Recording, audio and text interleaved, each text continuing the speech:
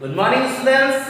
आज मैं आप सभी लोगों के सामने हमारा क्लास 8 का हिस्ट्री का सेकंड चैप्टर क्या है? The expansion of British power in India. ये चैप्टर आज हम लोग पढ़ेंगे। देखिए, the expansion of British power in India का मतलब क्या होता है? एक्सपेंशन का मतलब होता है विस्तांतरण, मतलब फैलाव। किस तरीके से भारत में अंग्रेजी हुकूमत अपने पांव पसारते चली गई, यानी किस तरीके से ब्रिटिश गवर्नमेंट भारत में अपना एक्सपेंशन की प्रक्रिया को आगे बढ़ाया। आप सभी जानते हैं, क्लास 7th में आपने पढ़ा है, ठीक है, कि किस तरीके से ब्रिटिशर्स जो हैं वो एक ट्रेडर्स के तौर पर आए थे हमारे यहाँ। उसी चीज को हम लोग आज आगे कंटिन्यू करेंगे। जो चीज हम लोगों ने पहले पढ़ा उसको आगे की ओर कंटिन्यू करेंगे। देखिए, the expansion of British power in India. सबसे पहले आप ये जान लीजिए मर्सेंटलिज्म के बारे में। मर्सेंटलिज्म क्या होता है? देखिए, मर्सेंटलिज्म ये शब्द को समझिए। मर्सेंटलिज्म मतलब ये कि मर्चेंट का आगमन। मर्सेंटलिज्म का मतलब हो गया मर्चेंट का आगमन, यानी मर्चेंट्स जो है ना वो क्या कर रहे हैं, वो यहां पर आ रहे हैं। किस चीज के लिए भाई? तो मर्चेंट किस लिए आएंगे? ट्रेड के लिए, ठीक है, व्यापार के पर्पस के लिए। तो यहां देखिए मर्सेंटलिज्म शब्द का मतलब क्या है? Mercantilism it means connected with trade and commercial affairs. व्यापार के साथ जुड़ने के लिए या फिर और अन्य वाणिज्यों के लिए, ठीक है। या तो आप ट्रेड कीजिए, ठीक है, या तो आप कॉमर्स कीजिए, ठीक है। गुड्स का भाई हमारे यहाँ से वहां दूसरे जगहों पर जाएगा, हम आपको कुछ देंगे तो उसकी जगह पर दूसरे देशों से कुछ लेंगे। तो मर्सेंटलिज्म का मतलब यही है, क्या? To be connected with what? To be connected with trade and commercial affairs, ठीक है। अब हम लोग आगे देखते हैं। देखिए, मर्सेंटलिज्म इन इंडिया, भारत में किस तरीके से आपको मर्सेंटलिज्म जो है वो आया, यानी मर्चेंट्स जो है उनका आगमन कैसे हुआ। देखिए, बात ऐसा है कि पहले भी आपको भारत जो है वो और दूसरे देशों के साथ व्यापार के साथ जुड़ा हुआ था। अरब से यहाँ से मसालों के खेप और जो है टेक्सटाइल्स कपड़े जो है यहाँ पर जाया करते थे। तो भारत जो है वो पूरी तरीके से क्लोजली रिलेटेड था। किसके साथ भाई? तो अरब के साथ, यानी भारत का अरब के देशों के साथ प्राचीन समय से ही व्यापार चल रहा था, ठीक है। तो अब क्या होता है, यहाँ अरब तो व्यापार कर रहे थे, तो अरब क्या करते थे कि यहाँ से मसाले और टेक्सटाइल्स जो है ना वो लेकर चले जाते थे, यूरोपियन कंट्रीज को वो बेचते थे। यूरोपियन कंट्रीज को बेचते थे जिसमें कि उनको बहुत ज्यादा प्रॉफिट होता है। किसको? अरब्स को। अरब के लोगों को, जो व्यापारी जो थे उनको बहुत ज्यादा प्रॉफिट होता था। अब यूरोपियन को ये अच्छा नहीं लग रहा था कि भाई आखिर क्या बात है कि अरब इतना डेवलप होते जा रहा है, उसके व्यापारी जो है वो दिन दुगनी रात चौगुनी जो प्रगति कैसे कर रहे हैं। कुछ तो बात है जो कि अरब छुपा रहे थे। तो ये अरब्स जो है वो यहाँ से सस्ते दामों में मसाले और टेक्सटाइल्स लेते थे और वहां पर जो है यूरोपियन बाजारों में से ऊंचे कीमतों पर बेचते थे, ठीक है। अब क्या होता है कि भाई सब पहले के समय में सब लोग ये जानते थे, जो अरब्स जो थे, ठीक है, और यूरोपियन कंट्रीज जो थे वो इतना तो जानते थे कि भाई भारत के बारे में उन्हें सुना था कि भारत देश जो है ना वो आपके भारत देश के बारे में उन्होंने सुना था कि भारत जो है वो धन संपदा में काफी ही जो है प्रचुर मात्रा में भारत में भरा हुआ है, यानी भारत जो है वेल्थ और जो है साथ ही साथ जो है रिसोर्सेज के मामले में जो है आपको काफी ज्यादा जो है संपन्न देश है। तो इसको लेकर उनको जो है नजर बनी हुई थी। किसको भाई? तो यूरोपियन कंट्रीज को, ठीक है। दे वर ल्यूड, LURED, ल्यूड का मतलब होता है attracted, fascinated by the wealth and prosperity of the country India, ठीक है। तो यहां देखिए क्या होता है कि वास्को डिगामा ये एक पोर्तुगीज एक्सप्लोरर थे। एक्सप्लोरर उसको कहते हैं जो कि एक्सप्लोर करता है, खोज करता है, ठीक है। देखिए, होता क्या है कि यूरोप के जो है बहुत सारे लोग जो है ना वो जानते तो थे, सुने तो थे भारत के बारे में, लेकिन कभी भारत वो आए नहीं थे। रास्ता तो उन्हें पता नहीं था कि भाई आखिर जो है उस समय तो विमान सेवा भी नहीं न थी कि जहाज या फ्लाइट पकड़कर चले जाओ भाई इंडिया। नहीं, लोगों को तो पता ही नहीं था कि आखिर किस तरीके से भारत जाना है।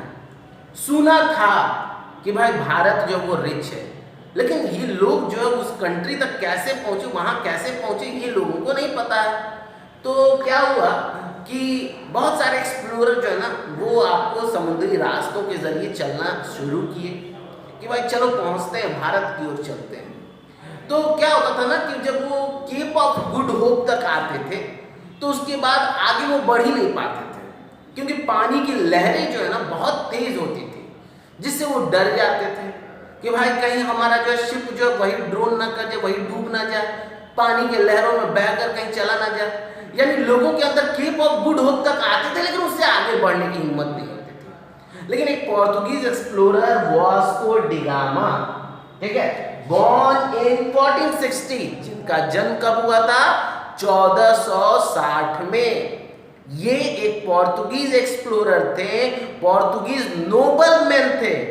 नोबल समझ में आ रहा है? देखिए, नोबल ये क्लास है, ठीक है, नोबल जो है ना ये क्लास है, कुलीन वर्ग के लोग को नोबल कहते हैं, ठीक है, या फिर राजशाही परिवार के लोगों को नोबल्स कहा जाता है। तो वास्को डिगामा का जन्म कब हुआ था? 1460 में, ठीक है। पोर्तुगीज एक्सप्लोरर थे ये। 1498 में ये क्या किए कि 1498 में 170 लोगों का अपने साथ साथ 170 पीपल्स का जो है, जो कि क्रू मेंबर के तौर पर उनको अपने साथ लेकर चले थे। देखिए यहां मैंने आपको लिखा भी है कि इन 1498 इन्होंने क्या किया? 1498 में ये भारत पहुंचे थे। चले थे कब? 8 जुलाई 1497 with a crew of 170 man, 170 सदस्यों के साथ जहाज पर भारत की यात्रा के लिए निकल पड़े, ठीक है। वैसे तो देखिए कहा गया है कि Vasco da Gama discovered the sea route to India. ये चले थे आपको अमेरिका के समुद्री रास्ता को ढूंढने, और ढूंढ दिए किसका? आपको इंडिया का, ठीक है। तो वास्को डिगामा जो है वो आपको समुद्री रास्ता ढूंढे। भारत का खोज वास्को डिगामा ने नहीं किया, भारत जाने के लिए समुद्री रास्ता का खोज वास्को डिगामा ने किया था। तो जब भारत जो है ना ये 1498 में केप ऑफ गुड होप को पास करने के बाद, after passing from Cape of Good Hope, Cape of Good Hope को पार करने के बाद वास्को डिगामा भारत पहुंचते हैं। तो भारत में कहां? तो sea coast, there was a place called Calicut. Calicut के समुद्री तटीय किनारे पहुंचते हैं, ठीक है। कालीकट के जो राजा जो थे ना उनका नाम था जैमोरिन। ये कालीकट जो है आज इसे हम लोग कोझिकोड के नाम से जानते हैं, KOZHIKOD, कोझिकोड। देखिए यहां मैंने लिखा है KOZHIKOD, कोझिकोड, जो कि केरला का ये आज ये एक इलाका है, ठीक है। कोझिकोड जो है वो कहाँ है? केरला में लाइन करता है, ठीक है। तो यहां पर आते हैं कौन? Vasco da Gama.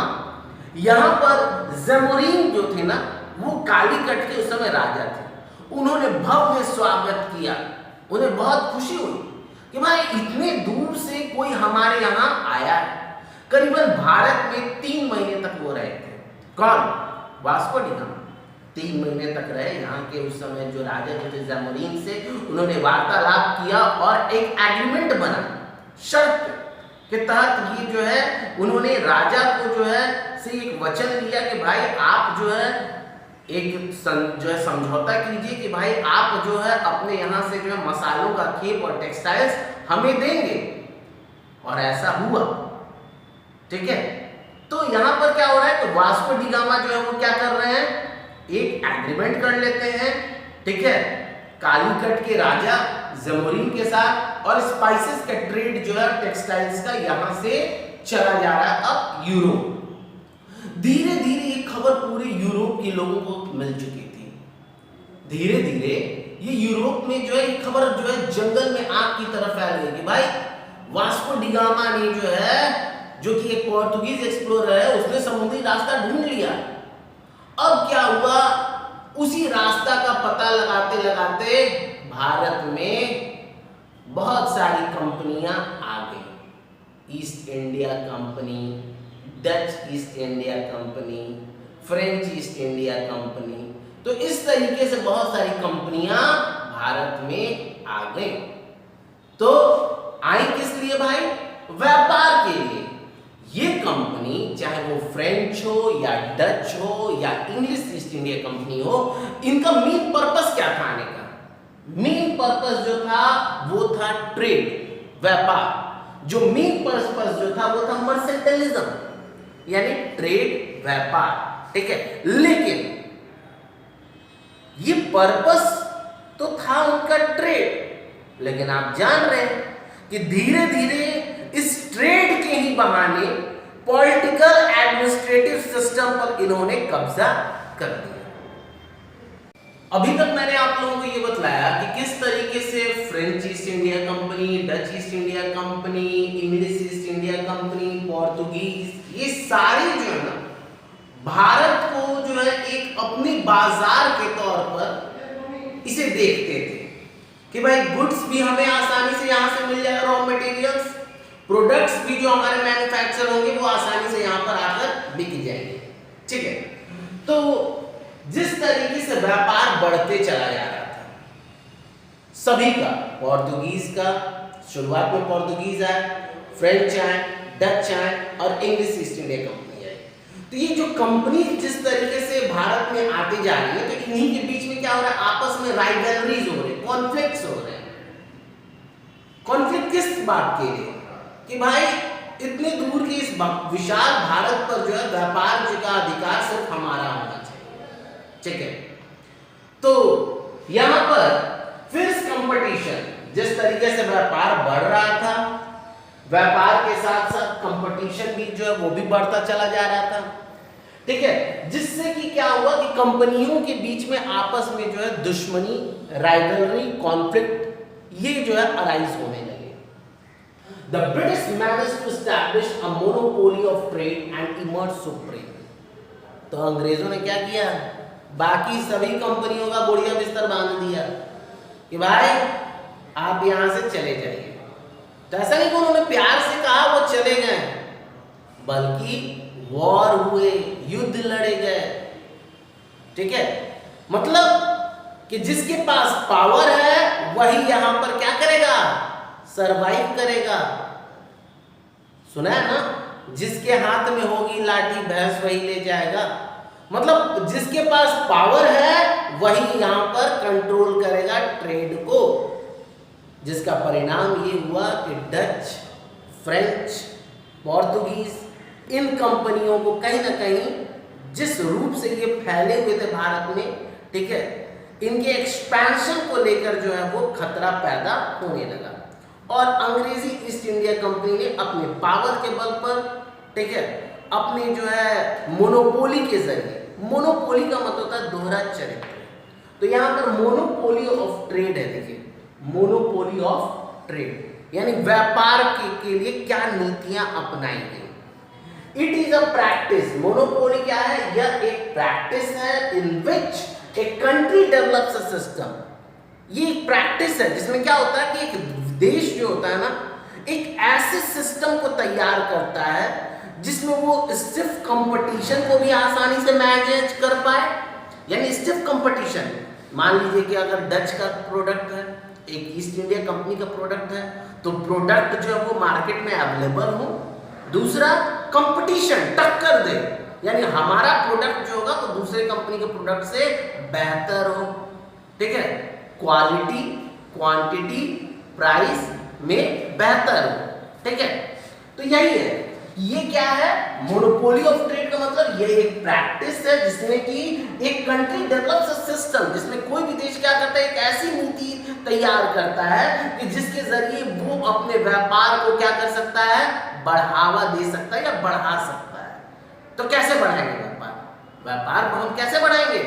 व्यापार हम उसी समय पर बढ़ाएंगे ना जब हम कंपटीशन करेंगे दूसरे प्रोडक्ट से, जब हमारे प्राइसेस जो है वो सही हो, अफोर्डेबल हो, क्वालिटी सही हो। तो ऐसा ही ईस्ट इंडिया कंपनी ने किया। तो बच्चों आज के लिए फिलहाल इतना ही। आज की क्लासेस में हम लोगों ने इंट्रोडक्शन के पार्ट को कवर कर लिया। अगली क्लासेस में हम लोग ईस्ट इंडिया कंपनी, इसकी उत्पत्ति कैसे हुई, ठीक है, कैसे ये भारत में आया, कब आया और इसके आने के बाद भारत में क्या बदलाव आया, इसके बारे में हम लोग जानेंगे। तो आज के वीडियो में फिलहाल इतना ही। Thank you.